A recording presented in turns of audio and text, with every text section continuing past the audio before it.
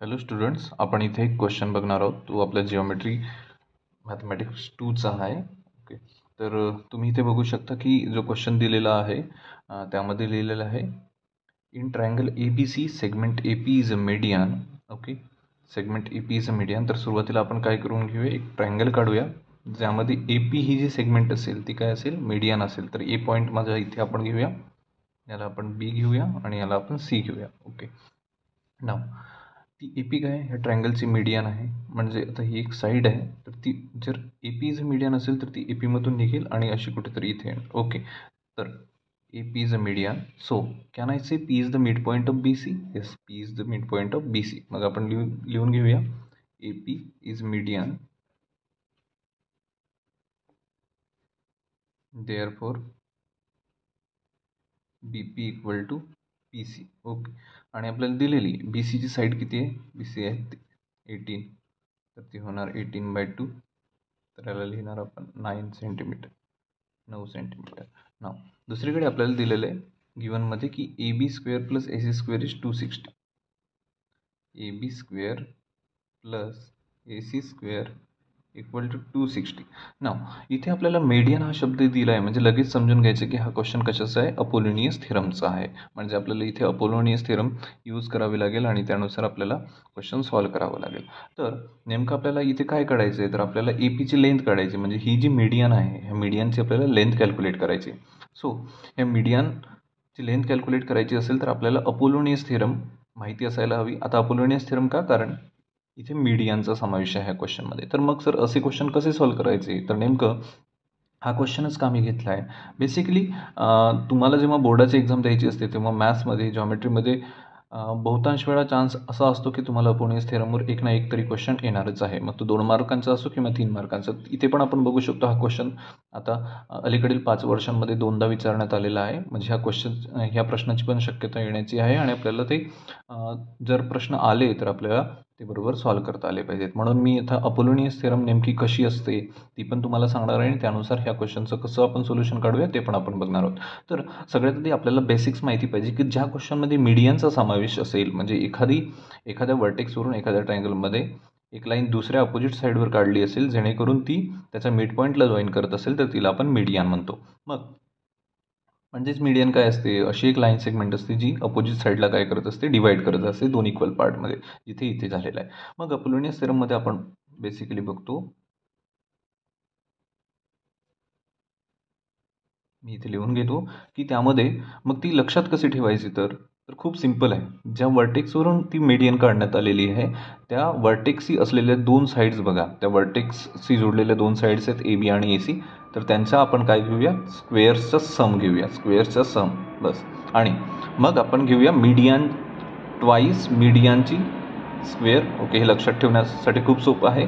हे काय घेतलं आपण, मीडियनचा स्क्वेअर आणि त्याला डबल केलं. तसंच आपण डबल करायचं अजून कोणाला, जी खालची साईड आहे ती, आता खालची साईड बघा बी सी 2 पार्ट्समध्ये डिवाइड झाली, बी पी आणि सी पी. आता आपल्याला माहिती आहे बी पी आणि सी पी दोन्ही काय आहेत, इक्वल पार्ट्स आहेत. तर आपण त्यातून कोणताही एक पार्ट घेऊ शकतो. जसं मी म्हणणार की तुम्ही बी पी घ्या आणि त्याला स्क्वेअर करा. तर अशा प्रकारे अपोलोनियस थेरम असते. मग हीच थेरम आपण इथे अप्लाय करणार आहोत. आता यासाठी आपल्याला आता नेमकं आपल्याला काय काढायचं, तर ए पी म्हणजे मीडियनची लेंथ काढायची. मग इथे बघा मीडियनची लेंथ आपण काढू शकतो, इथे दिलेलं ए पी स्क्वेअर. तर त्यानुसार आता आणि आपल्याला अजून काय हवं, A B square plus A C square जे आपल्याला ऑलरेडी दिलेलं आहे. आणि बी पी पण आपण इथे काढून ठेवलेलं आहे गिवन सेक्शनमध्ये. तर मग मी लिहिणार नाव A P is a median, so by Apollonius theorem in triangle A B C, A B square plus काय सांगितलं, ह्या वर्टेक्सला बघायचं जिथून मीडियन ड्रॉ केली गेलेली आहे त्या वर्टेक्सच्या दोन्ही बाजूला ज्या 2 साईड्स आहेत ए बी आणि ए सी, त्यांच्या फक्त स्क्वेअर घ्यायचं आहे तुम्हाला. आणि दुसरीकडे तुम्ही बघू शकता की आता काय लिहायचं आपल्याला, मीडियन ट्वाईस मीडियनचा स्क्वेअर प्लस जी रिमेनिंग साईड आहे तिचे 2 पार्ट्स पडले, त्यापैकी कोणत्याही एका पार्ट्सला ट्वाईस करायचं आणि त्याचा स्क्वेअर लिहायचा असं. मग A B square plus A C स्क्वेअरची व्हॅल्यू आपल्याकडे दिलेली आहे 260, सोबतच 2 ए पी स्क्वेअर आहे. आता ए पी आपल्याला काढायचंच आहे तर आपण त्याला तसंच लिहिणार 2 बी पी.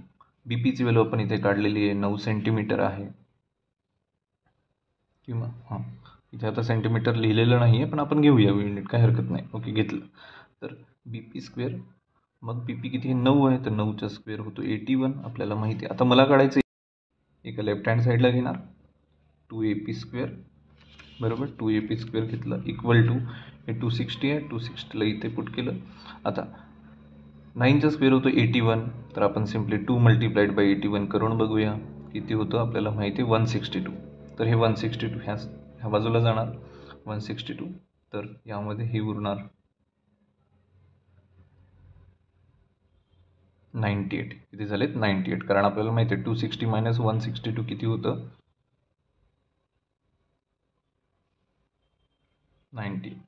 मग 2AP square AP square equal to 98/2 that is equal to 49. हे पण झालं.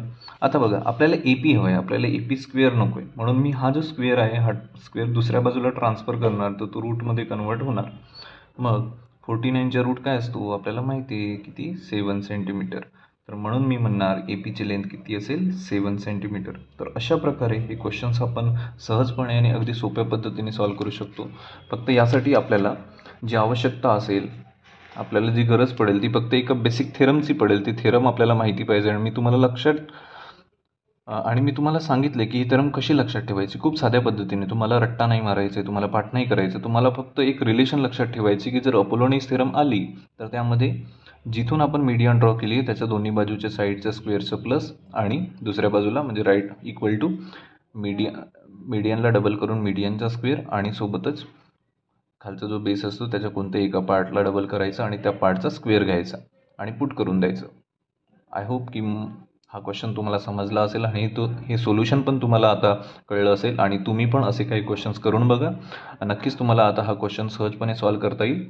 आणि तुम्हाला जर हे सोल्युशन छान वाटलं असेल, हे एक्सप्लेनेशन आवडलं असेल, तर तुम्ही नक्कीच चॅनलला सबस्क्राईब करा आणि शेअर करा. Thank you so much.